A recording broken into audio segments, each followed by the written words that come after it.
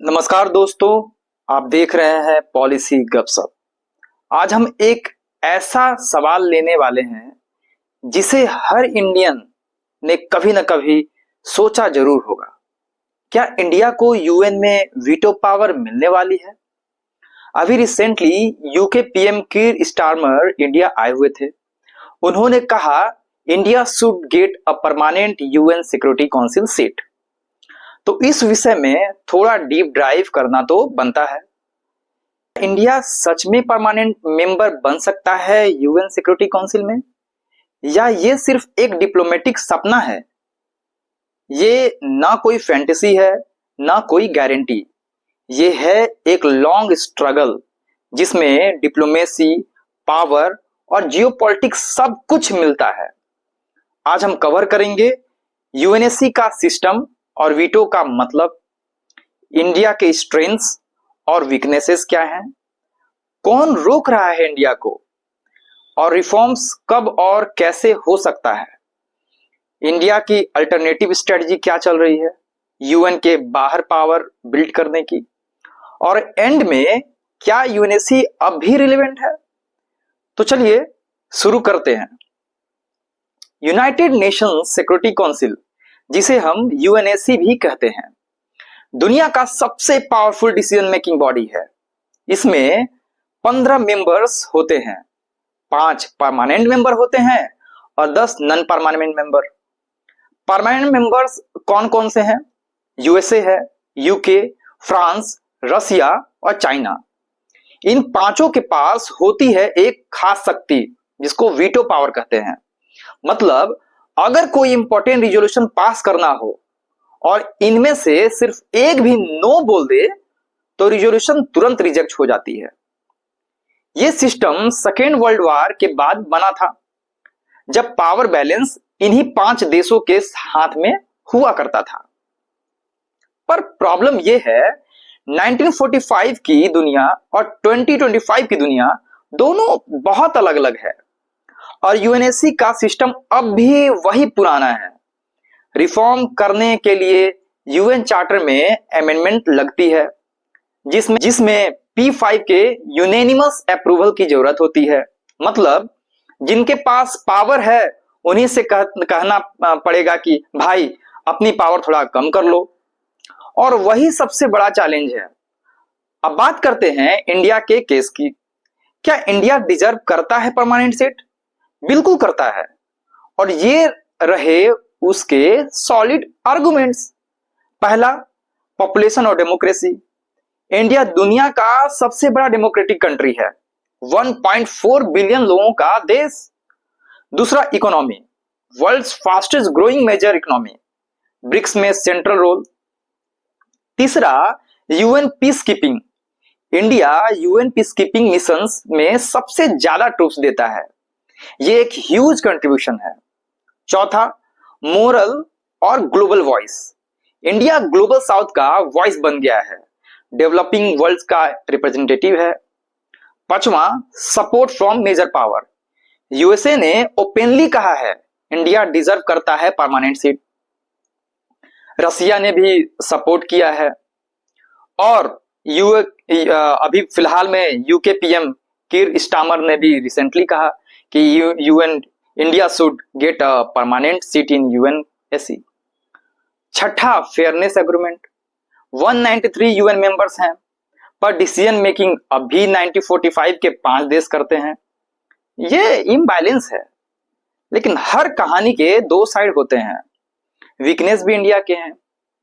India की strategic autonomy policy कभी कभी कंफ्यूज करती है एलाइज को। ह्यूमन राइट्स रिकॉर्ड पर भी क्वेश्चन उठते रहे हैं इंडिया के। और सबसे बड़ा पॉइंट, अगर 75 सालों से सीट नहीं मिली है तो इसका कोई ना कोई तो रीजन तो है ही रुकावट। अब आते हैं असली सवाल पर, कौन रोक रहा है इंडिया को परमानेंट मेंबर बनने से। चलिए वन बाय वन समझते हैं। नंबर 1, सबसे बड़ा रीजन, चाइना। चाइना एक P5 कंट्री है, और वो नहीं चाहता कि एशिया में इंडिया उसके बराबर आए।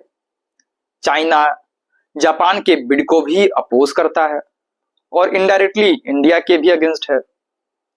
Number 2, uniting for consensus group. ये कंट्रीज का ग्रुप है, Italy, Pakistan, Mexico, Spain, Turkey. इनका कहना है न्यू परमानेंट सीट मत बढ़ाओ, सिर्फ नॉन परमानेंट बढ़ा दो।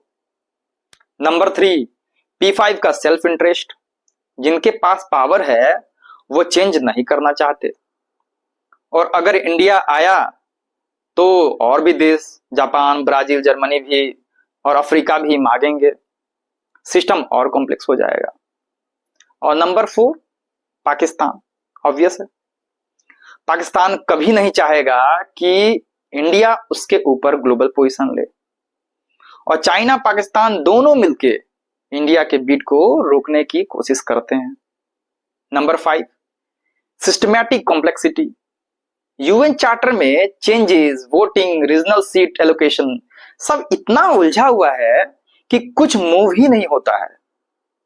एक सर्वे के हिसाब से अगर नए परमानेंट सीट्स दिए जाएं तो इंडिया का चांस सबसे ज्यादा है 26%, लेकिन 64% लोगों का मानना है कि 2033 तक कोई नया परमानेंट मेंबर ऐड नहीं होगा। अब सवाल उठता है, अगर रिफॉर्म्स होगा तो कैसे? कुछ मॉडल्स प्रपोज हुए हैं। Model 1, expansion with veto. G4 countries, India, Japan, Brazil, Germany +2 African Nations, total permanent member हो जाएंगे 11। Model 2, limited veto. वीटो तभी चले जब मल्टीपल P5 एग्री करें या सिर्फ नेशनल सिक्योरिटी इश्यूज पे लगे। Model 3, no new veto. New members बढ़े पर वीटो ना मिले। इंडिया इस मॉडल से खुश नहीं है, क्योंकि इक्वालिटी चाहिए, सिंबोलिज्म नहीं चाहिए। Model 4, phased reform. पहले नॉन परमानेंट सीट बढ़ाओ, फिर परमानेंट, फिर वीटो रूल्स रिवाइज करो, लंबा process. Model 5, peer influence. India अपना डिप्लोमेटिक वेट इतना बढ़ा ले कि ग्लोबल पावर खुद सपोर्ट करने पर मजबूर हो जाए। अब एक और रियलिटी समझिए, यूएनएससी रिफॉर्म स्लो है, इसलिए इंडिया ने पैरेलल पावर बिल्ड करना स्टार्ट कर दिया है। Soft power and diplomacy, G20, BRICS, SCO, G7, जहां इंडिया लीडरशिप दिखाता है। Bilateral ties, Quad, Indo Pacific, USA, Europe के साथ डीप पार्टनरशिप्स।